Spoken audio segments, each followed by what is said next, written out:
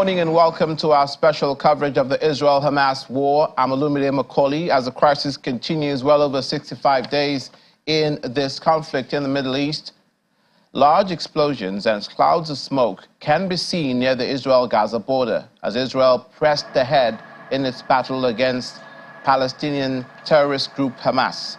The explosions were seen from southern Israel.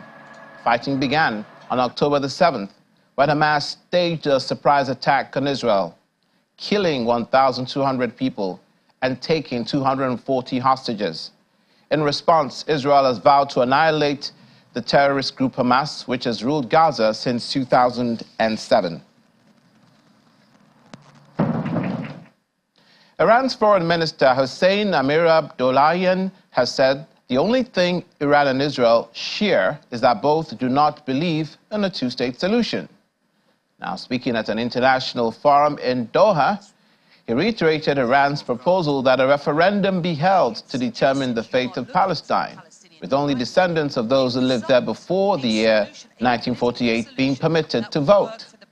Most countries publicly support the creation of a separate Palestinian state alongside Israel.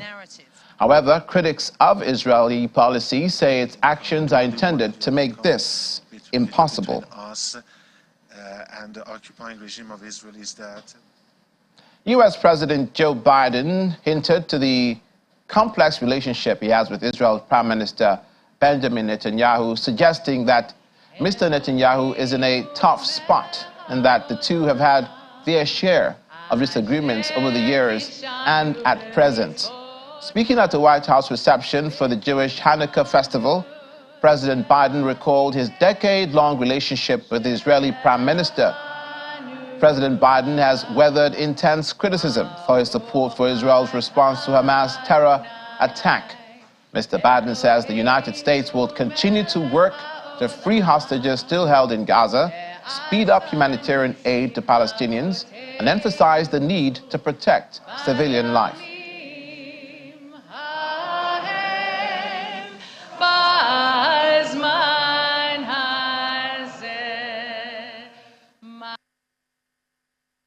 Thomas says what comes from the heart goes to the heart. That's the warmth and kinship I feel so deeply with the Jewish community. I got in trouble, got criticized very badly by the southern part of my state and some of the southern parts of the country when 35 years ago I said, you don't have to be a Jew to be a Zionist, and I'm a Zionist.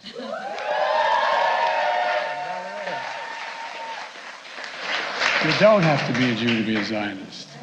Hanukkah is a timeless story of miracles. Think about it.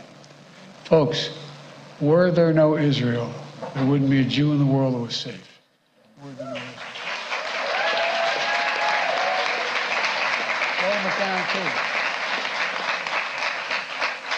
I make no bones about it. I've had my differences with some Israeli leadership. I've known Bibi for now 51 years. He has a picture on his desk of he and I when he was a young member of the Israeli service here, foreign service. And I was a 32-year-old senator. And I wrote on the top of it, Bibi, I love you, but I don't agree with the damn thing you had to say. It's about the same today. I love it. Well, look. And we'll continue to lead the world in humanitarian assistance to innocent Palestinian civilians. We'll emphasize to our friends, to our Israeli friends, we need to protect civilian life. Now, let me be clear. Hamas using rape, sexual violence, and terrorism and torture of Israeli women and girls is appalling and unforgivable. And you should, when I was there, saw some of the photographs. It's beyond comprehension. We all have to condemn such brutality without equivocation, without exception. United States President Joe Biden. Now, the armed wing of the Palestinian terrorist group Hamas, which released a video, said it showed clashes between the Al-Qassam Brigade and Israeli forces in the city of Khan Yunis in southern Gaza. Since the breakdown of the week-long ceasefire, Israel launched a ground offensive in the south last week and has since pushed from the east into the heart of Khan Yunis, with warplanes attacking an area to the west.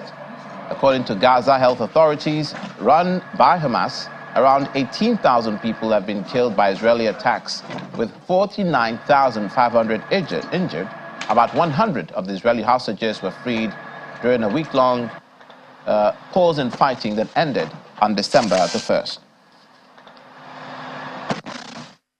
Even as Hamas, Israel released 240 Hamas prisoners. Now, U.S. State Department spokesperson Matthew Miller says the United States is concerned about reports Israel used U.S.-supplied white phosphorus munition.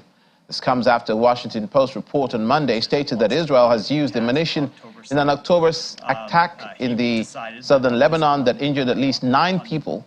Mr. Miller says Israel is no exception to U.S. policy that any country receiving its weapons must comply with the laws of war. Mr. Miller's remarks also come after the sale of 14,000 tank shells to Israel without congressional review. Their obligation to act in full. We are concerned by the reports of the use of white phosphorus. Obviously, there is a legitimate military use for white phosphorus, but that does not include using them on civilians. It means that if you use them, you have to do everything you can to minimize civilian harm. Anytime that we provide items like white phosphorus, or really anything, to another military, we do it with the expectation that it will be used for legitimate purposes and in full keeping with international humanitarian law and the law of armed conflict. So we're looking into this and looking for additional information. And then with respect to your first question, you heard the Secretary speak to this yesterday. If any of you were up early on a Sunday, or early-ish, you would have heard him speak to this and make clear that, look, Israel is engaged in a very difficult military campaign against a terrorist organization that says it wants to repeat the attacks of October 7th. He decided that with respect to this sale, this was a munition that they needed on an urgent basis, and so it necessitated an emergency authorization to provide those munitions. But that does not in any way lessen their obligation to act in full compliance with international humanitarian law. Now let's talk to Ambassador Joseph Ayalogu, Nigeria's former ambassador to Switzerland and the United Nations in Geneva, who joins us virtually from Houston, Texas, in the United States. Good morning, sir, and welcome to the program. Yeah, good morning, Lumide. At this state of the conflict and the crisis and the war between Israel and Hamas, what are your present concerns? Well, my concerns are quite a number. First of all, that we might see a long-drawn crisis. Secondly, we might see the decimation of a group, well, a terrorist group, maybe, but still a group, and with that goes on, especially the concern will be with the collateral damage to the civil community, women, children, and non-combatants. Worse still, the worry that if the situation there continues as it is, that is, when nobody can stop the carnage, that this might send it's a bad lesson for the global community, especially with regard to a powerful group knocking out a slightly or less powerful group, which is not the way the global peace, global architecture is, security architecture is supposed to be structured. Well, and so on. I could find quite a number of concerns, but this is... You happen, Ambassador, to be, yes, Ambassador, you happen to be in Texas, in the United States, where there has been a pervasive rise in some anti-Semitic activity in the university campuses, on the streets of certain cities in the United States, for which the government has been trying to rein in those voices and make sure everything is on an even keel with the congressional hearing debating anti-Semitism, or rather addressing anti-Semitism in United States universities. In your circles internationally, what is the sentiment in the U.S. where you are now, and amongst your friends, concerning this war between Israel and Hamas? Well, it's quite mixed depending on who you are talking with or to. Definitely, there is a strong Israeli, pro-Israeli sentiment here, traditionally, and it's going on. But when a matter begins to stretch into what appears to be, will gradually become a one-sided situation, effort, and then you talk of well, a lot of humanitarian crisis, criminal issues, then you will get the polarization of sentiments even stronger. And of course, you know that even in the US, there are groups that have strong Palestinian sentiments, Islamic sentiments, and so on. So it's quite a mixed situation. What's your overall perspective on the veto of the UN Security, the UN resolution, the UN Secretary General invoking Article 99 and the US vetoing that article, and that which led to the withdrawal of the ceasefire argument which the US vetoed? Well, this is what happens at the UN. Any of the major powers could use the veto to block any issue that it considers contrary to its interests or its position. And I am not surprised that it has happened. This is not the first time.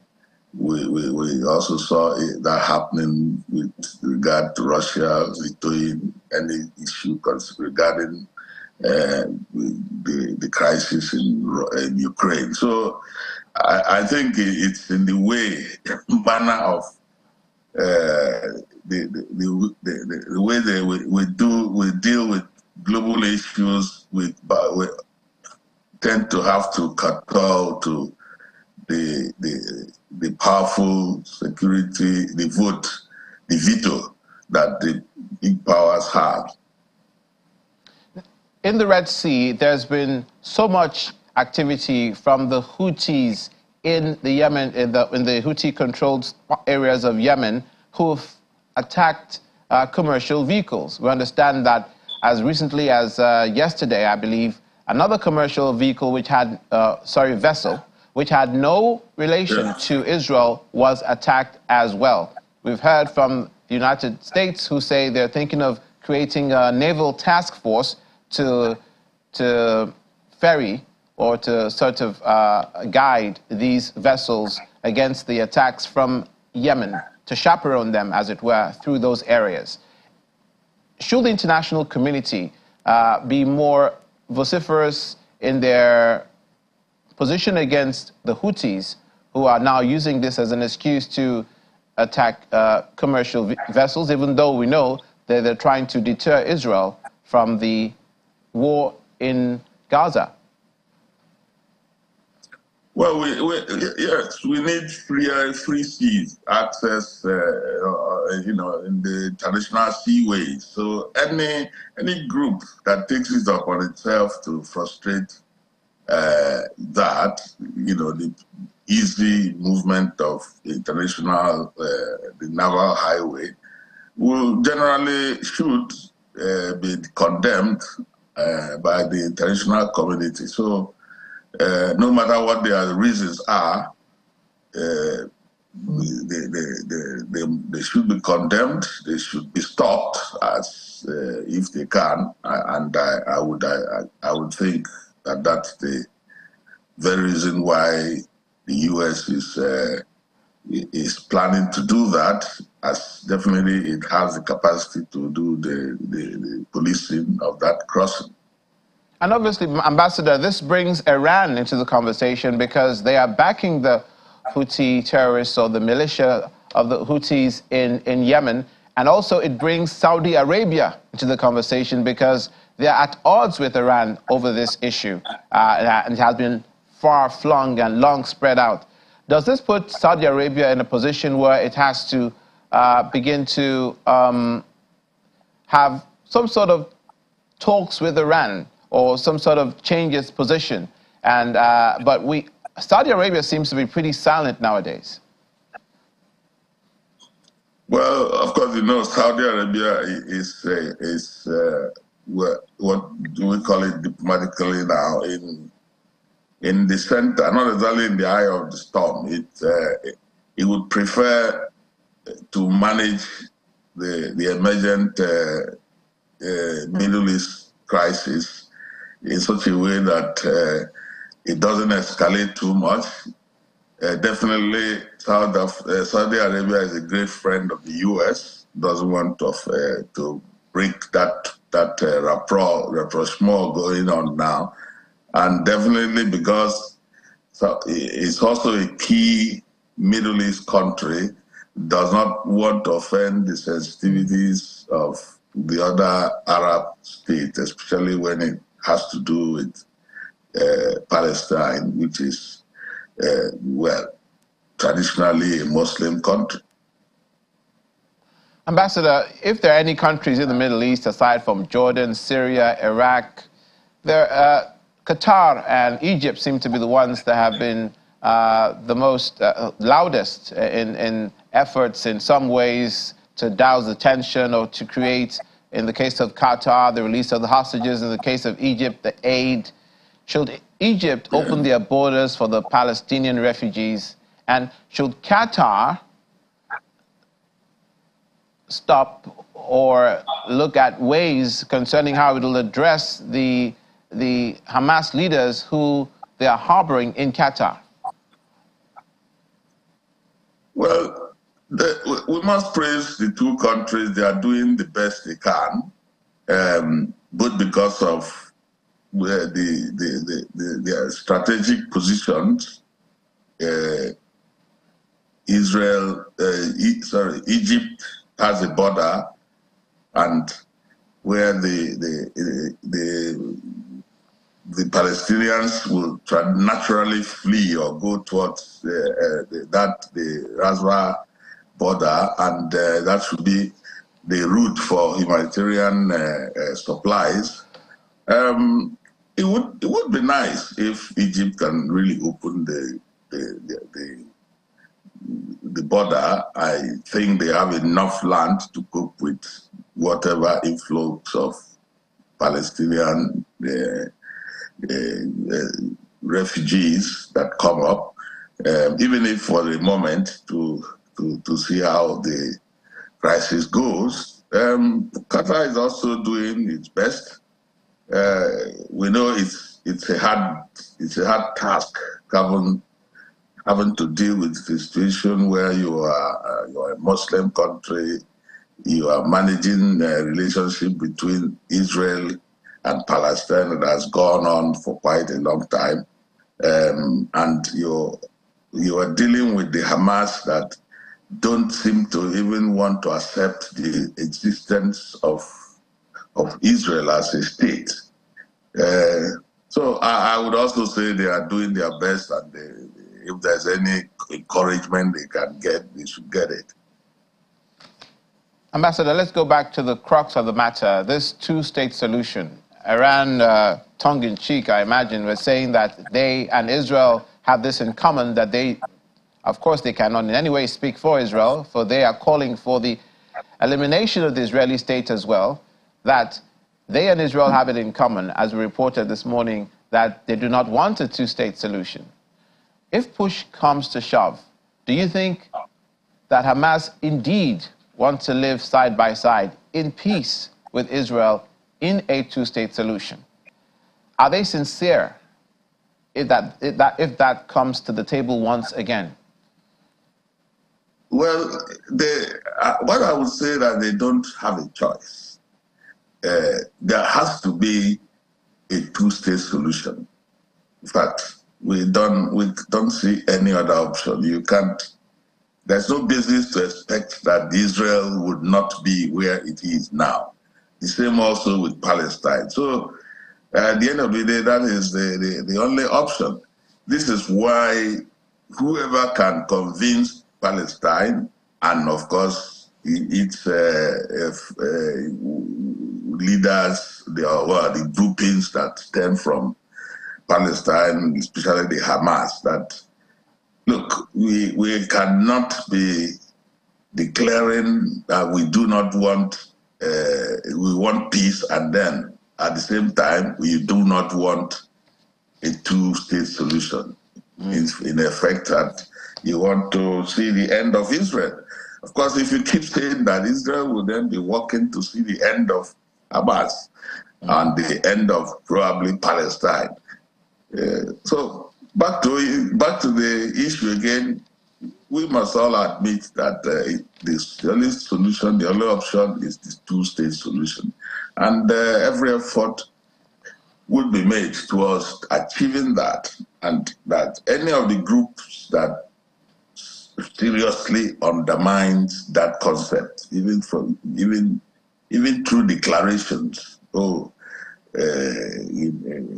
be negative, or to declarations that would be indicate, like the Hamas would say, we don't want a two-state solution. We don't want to. We want to see the termination of Israel.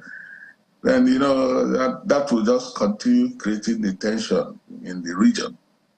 So that's just what we have as a way out. The apparent situation seems to be painting Israel black in the way that, Israel doesn't care about the civilians, even though they say that they do. As they continue to go after Hamas in the fashion that they are doing, it means that they are targeting civilians and they are causing the deaths of these over, according to the Gaza Health Ministry, 16,000 people that have died, 1.8 million people that have been displaced in Gaza, and all the situations that make for living conditions in the worst way, they continue to deteriorate. But Hamas continue to fight Israel and shoot rockets at Israel, even at Tel Aviv. So in your eyes, is Hamas's intentions, are their intentions clear? Do they want to go on a all-out forever war against Israel from this present debacle, or do you think they will ever want a real ceasefire, keeping in mind that they have, and they remain keeping and holding these hostages hostage? Over 100 hostages still remain in Hamas captivity. They're not talking about releasing them. They want Israel to call a ceasefire. Israel says, no, release the hostages and surrender. Well, like we discussed earlier, that it looks like a catch-22, who blinks first. And this, of course, arises from lack of mutual trust. The Israelis don't trust the Hamas to release the hostages they have, because they don't see why they started it all, and then took hostages that are not fighting forces, women and children, and so on.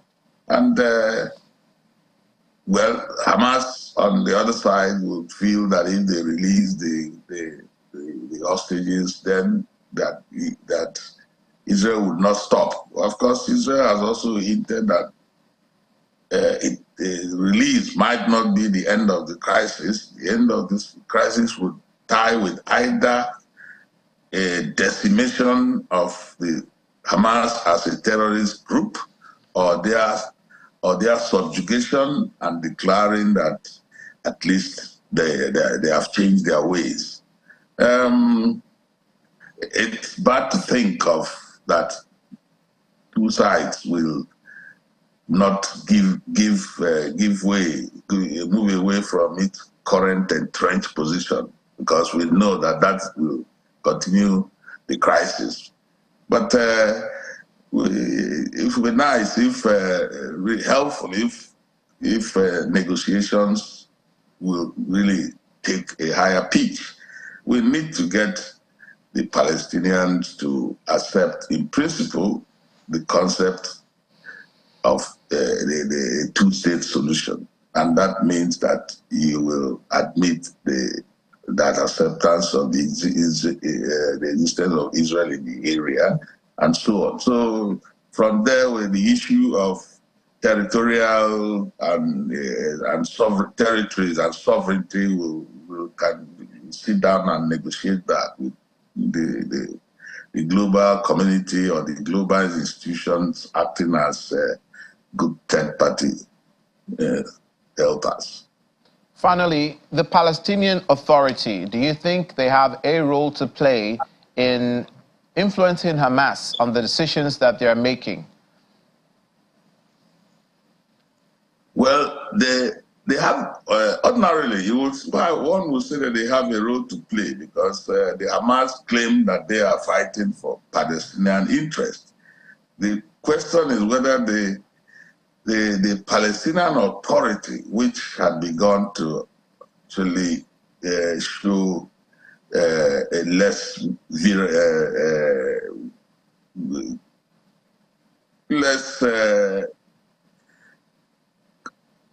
let me put it this other way, has become more acceptable to dealing with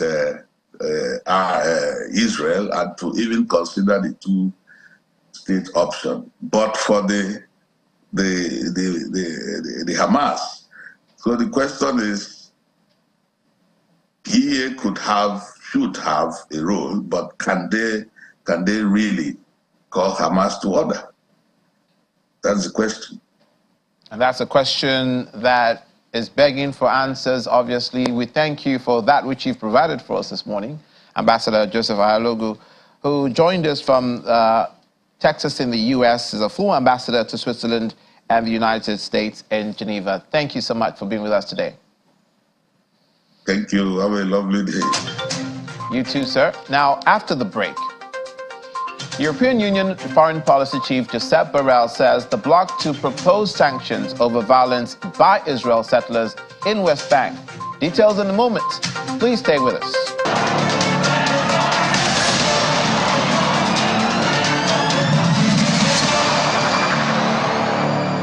Thank you for staying with us, and welcome to the second half of this morning's coverage of Israel-Hamas war. The European Union Foreign Policy Chief Josep Borrell says the European Union will propose to EU governments that they impose sanctions on extremist settlers committing acts of violence against Palestinians in the Israeli-occupied West Bank. Mr. Borrell was speaking on the sidelines of the EU foreign ministers' meeting in Brussels. Violence by some Israeli settlers against some Palestinians in the West Bank has increased following the October 7 terror Hamas attack on Israel.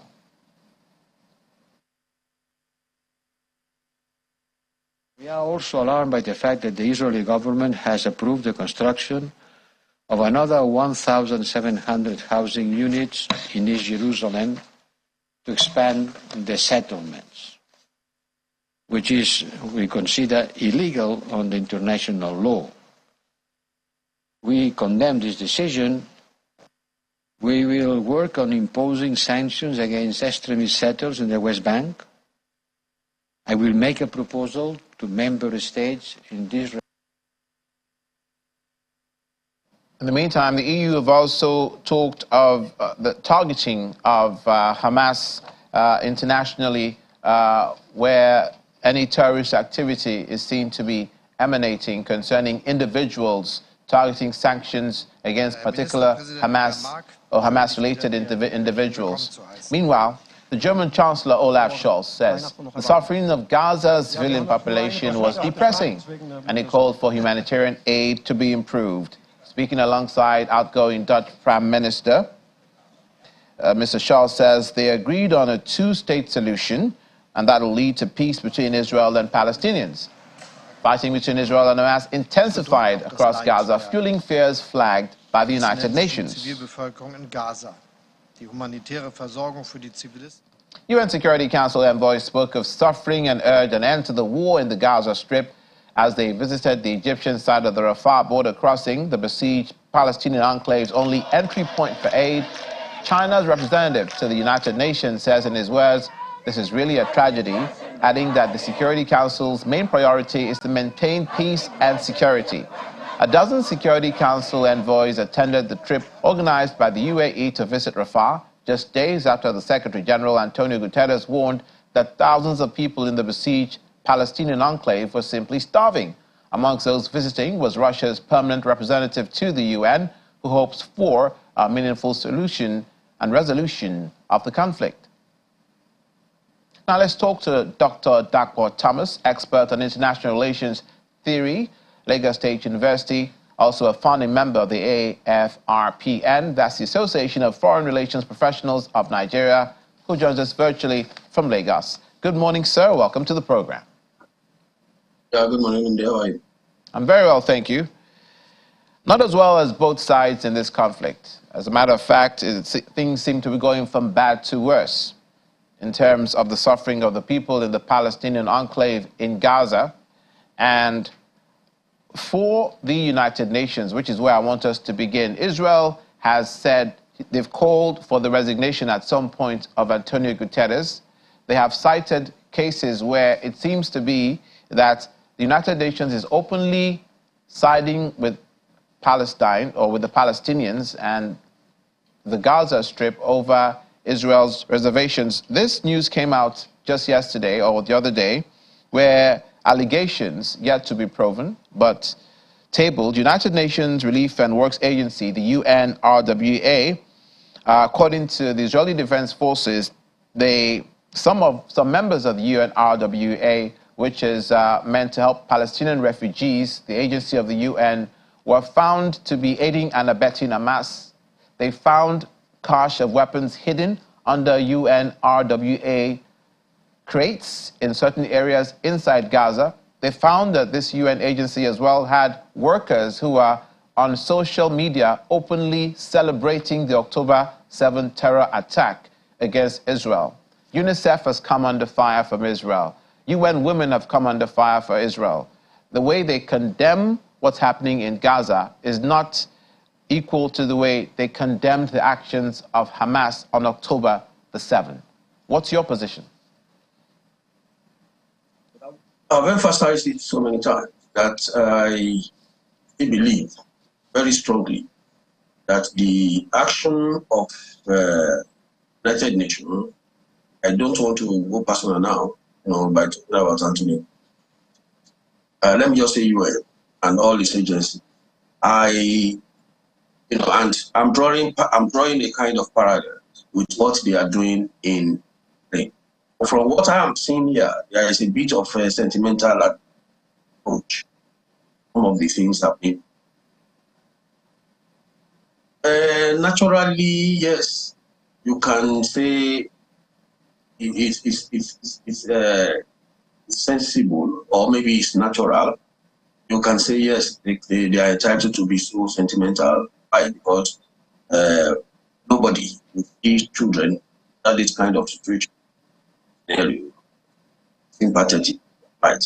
Nobody would see these women in this kind of scenario, and then they not. And all along, this Palestine-Israel issue, the sentiment has always been about women and children, and deliberately, Hamas and the Palestinian Authority, they have always pushed these people forward because they know that nobody wants to spread suffering. Nobody wants to see elderly.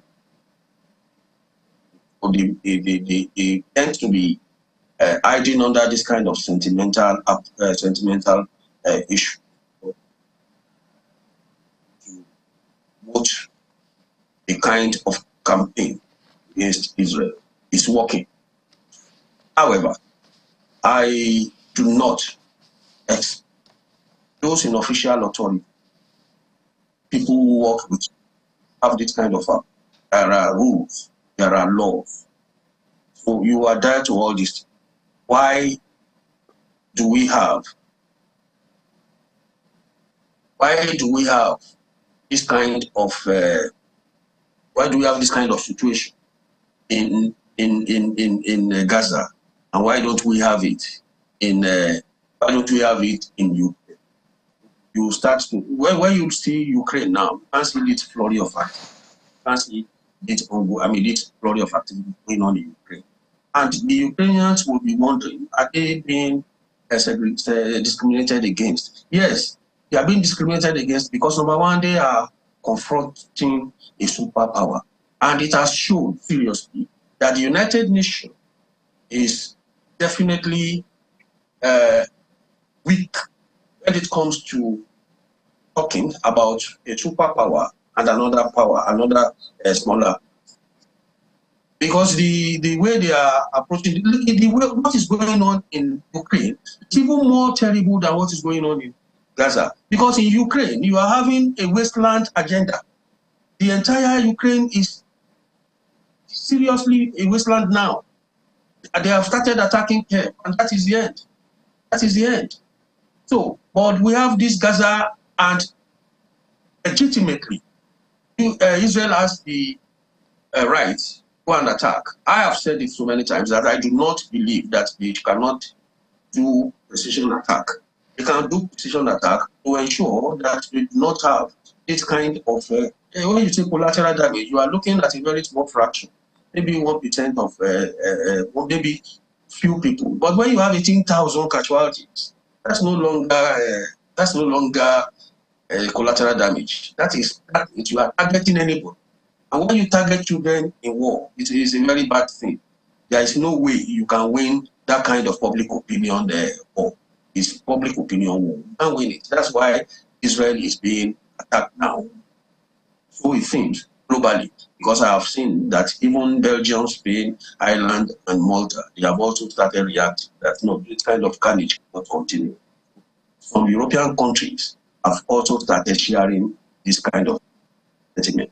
So it's very, very dangerous. But the United Nations should ensure that when it's talking about Israel and Hamas, the same approach, the same attack, the same level of interest should be shown in what is going on between Russia and Ukraine, irrespective of whether Russia has a veto power or power.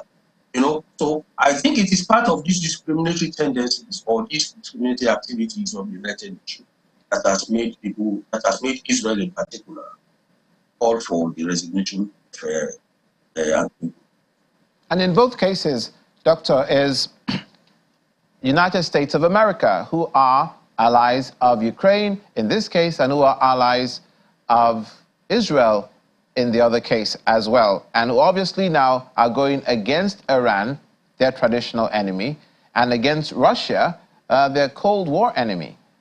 But in their handling of this matter, what's your opinion of how the Biden administration is going about the restraints that they're using? We understand over 80 cases of confrontations between Iraq and Iranian-backed militia against their forces in the Middle East, in Iraq and in Syria.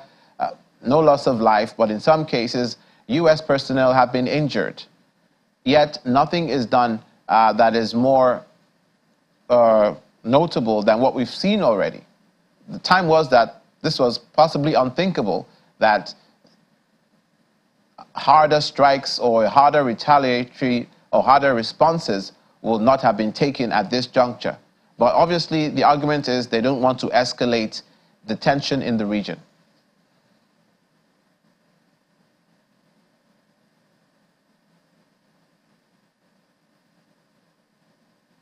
Are you there, Doctor? Okay, we do apologize. There happens to be a glitch in our conversation with Dr. Dakwa Thomas. We'll try and come back to him. In the meantime, we'll take a break, and still ahead.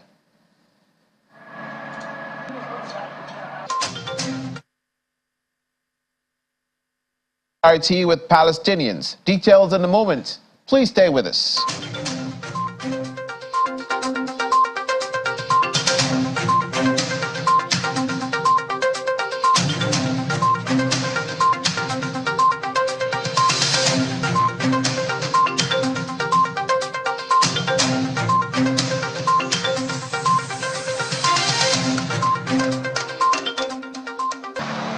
Welcome back.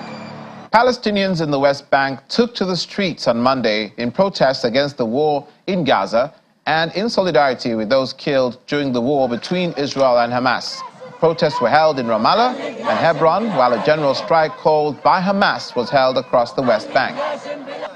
Hamas rules the Gaza Strip, and they joined a call for a global strike initiated by Palestinian activists and influencers in a bid to achieve a ceasefire. Most of Gaza's 2.3 million people have been driven from their homes, and residents say it's impossible to find refuge in the densely populated enclave.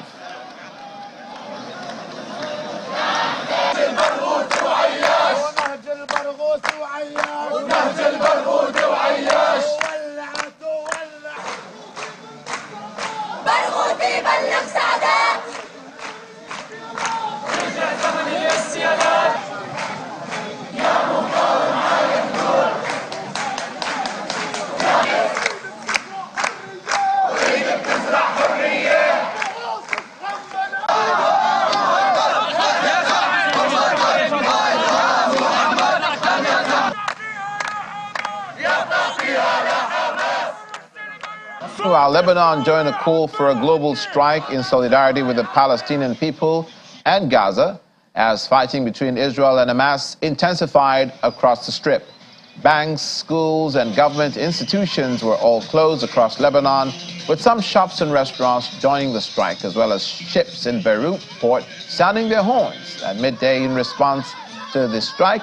In Borouj al-Barajne camp for Palestinian refugees, children burnt Israeli flags as more Palestinian flags were hung along the streets, and in central Beirut, some women and children staged a sit-in in support of Palestinians.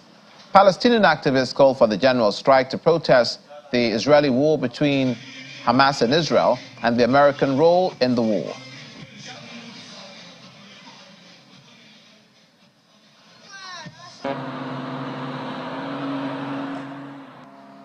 And back with us is Dr. Dakwa Thomas, who joined us from Lagos. Dr. Thomas, Yes. hello once again. Finally, yes, we apologize that we lost you for a bit. We're glad we found you again. How can peace be found in the Middle East? Will there be, this is with deference to the question I asked you earlier, but will there be a diplomatic solution on the cards, or is this going to be a military solution at the end of the day? Well, I don't see the solution solving the issues involved. It has to be diplomatic. It takes time because it will take time because of the objective of the Israeli war, because of the objective of that war. And what is the objective? Total decapacitation and extermination of Hamas military infrastructure. And until they are sure that considerable percentage, let's say 90%, between 80 and 90% of Hamas military infrastructure are being totally demobilized, are being totally decapacitated or are being totally dealt with, that is when they will stop. I've said it right from the beginning. They have already told us the objective of the war. So who determines percentage of the destruction or the capacitation of Hamas military infrastructure? It's only Israel. It's only Israel. So, and they will give a signal to the United States that, okay, we are through with our objective. That is when the United States will now begin the diplomatic effort. But for now, until that objective is achieved, the second objective is the release of the hostage. So until these two objectives are achieved, I do not see diplomatic effort or diplomatic move working. I only see military action for a considerable period, or for the considerable period of time that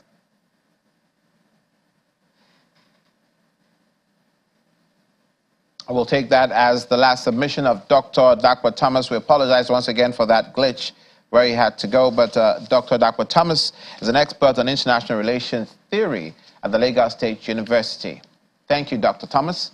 Now, finally on the program, tourism has plummeted in the Israeli-occupied West Bank's Bethlehem this Christmas season, leaving businesses struggling to keep their doors open as the Israel-Hamas war enters a third month.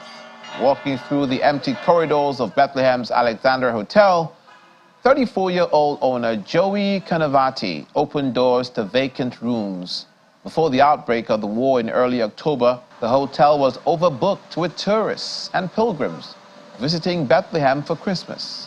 Kanavati says every single guest has since cancelled, forcing the family to close the doors of the family-run hotel and lay off 15 of its employees. The Church of Nativity, the traditional place of Jesus' birth during the Christmas period, will normally see queues of tourists and pilgrims at this door. But this year, there were few people seen outside. The owner only has on thought saying this is the worst Christmas ever.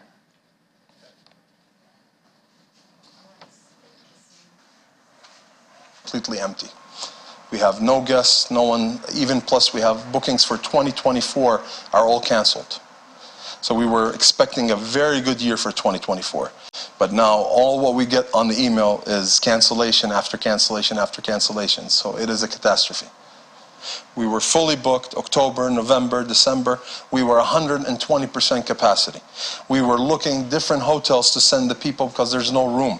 Even for Christmas, I had many people that I don't have room for them. I had to look for other hotels and everybody's completely booked. There was no room in the inn in Bethlehem. Everybody lives from tourism here in Bethlehem. And when everything is shut down, the whole city, the whole country is shut down. It's unbelievable. This is the worst Christmas ever. Bethlehem is shut down for Christmas. No Christmas tree, no joy, no Christmas spirit. You know, Bethlehem was, during Christmas, was beautiful. People from all over the world used to come. People were waiting for this moment. And as you can see now, it is a ghost town. Our business, it depends on pilgrims and tourists. Bethlehem generally depends on pilgrims and tourists. This time of year, usually we have full of people, full of pilgrims. This time of year, usually we have full of festivals. Bethlehem, it's the best place in the world in this time. This is Christmas time, where Jesus was born in Bethlehem. So for us, this time is really very difficult. We are almost 2 months without any pilgrim, any tourist. To open the store every day, it gives us also power, hope for the future. We want to feel that everything will be back like normal life. So to close the store, it gives us less power. And we are always hoping, and we don't want to lose the hope, because we want a good hope for our future, for our children. We are working around 10%, 15% maximum, yes. It's not, we are open just to try to like I told you, to bring like the most important things for the families which we have, you know. So it's not like to make money, just to stay alive. Well, we pray the worst Christmas ever, as he put it, becomes the best Christmas ever because of the miracle of Jesus' birth, even as this conflict continues and has entered its 66th day. That's it for this morning's coverage of Israel-Hamas war. Thank you for watching. I'm Olumide Mukoli.